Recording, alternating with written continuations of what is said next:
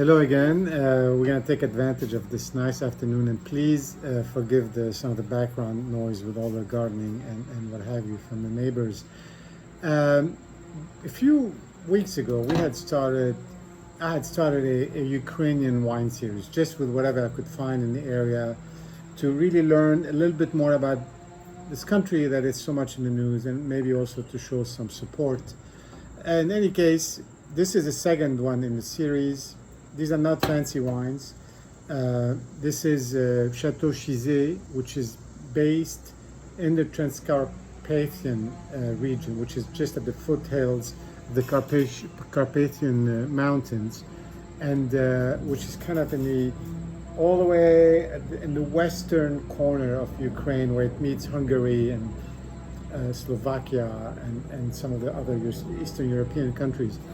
So it's been untouched by the war so far, other than, of course, all the activity at the border.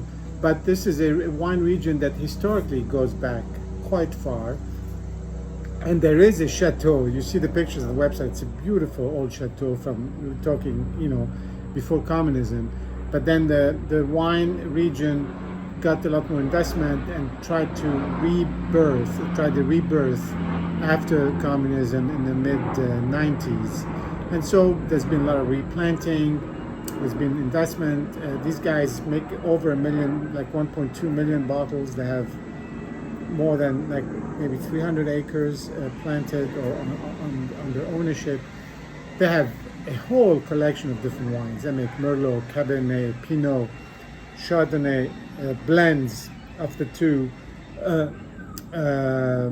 more fruity type of stuff, Riesling type of like Straminer, Kagor, which is their sort of version of sweet red wine, and so on and so forth. This is a blend of 50-50 Cabernet Merlot. I figured it'd be kind of a fun thing to take on after the last 50-50 Cabernet Merlot, which was a Chateau Larrivée Aubryon that we finished a couple of days ago.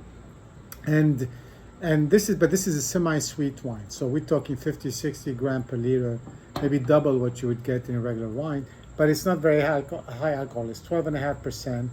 So, and again, the Ukrainians seem to have this thing for these semi-sweet, Swedish wines, and I think there's so many of them that I'm sure they're not restricted to any particular type of consumption. Let's look at them as a regular wine and see if we can enjoy that. So here we are. The color is very similar to the Bordeaux. I mean, it's got those varietals.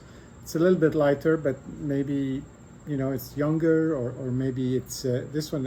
This is 2019, or maybe it's just because it's less alcohol or whatever. I'm not quite sure. Anyway, it's very fruity on the nose, and it's not typical Cabernet fruit. To me, it's a mix of sort of Cabernet and almost Beaujolais type of sharp, boysenberries, tart fruits,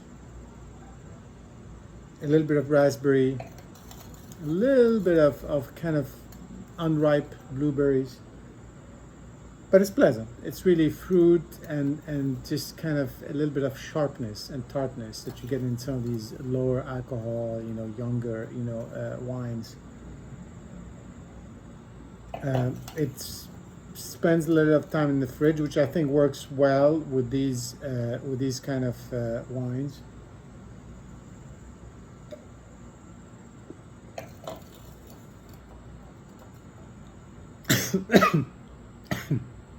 Excuse me. On the palate, it's got this really little bit of syrup, not so much. But it's really that sort of currant,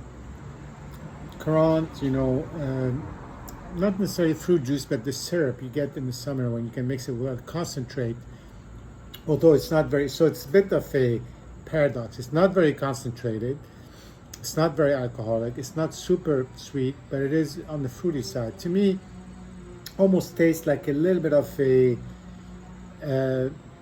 lightweight, port in a way, because it's got the sweetness. It's of course alcoholic, although it's a lot less than a port. and it's maybe as sweet as a port, I would say.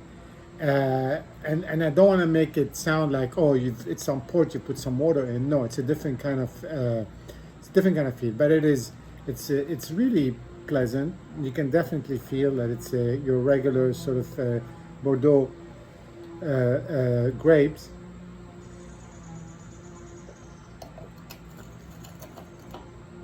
It's enough sweetness to make it pleasant without saying, oh yeah, that's too sweet. It would go with a dessert, it would go with cheese, it would go with a snack in the afternoon. These are very cheap wines that we have here, but it's pleasant, it's well made, and I think it's really nothing to be ashamed of. Cheers, and see you soon for actually even sweeter Ukrainian wines.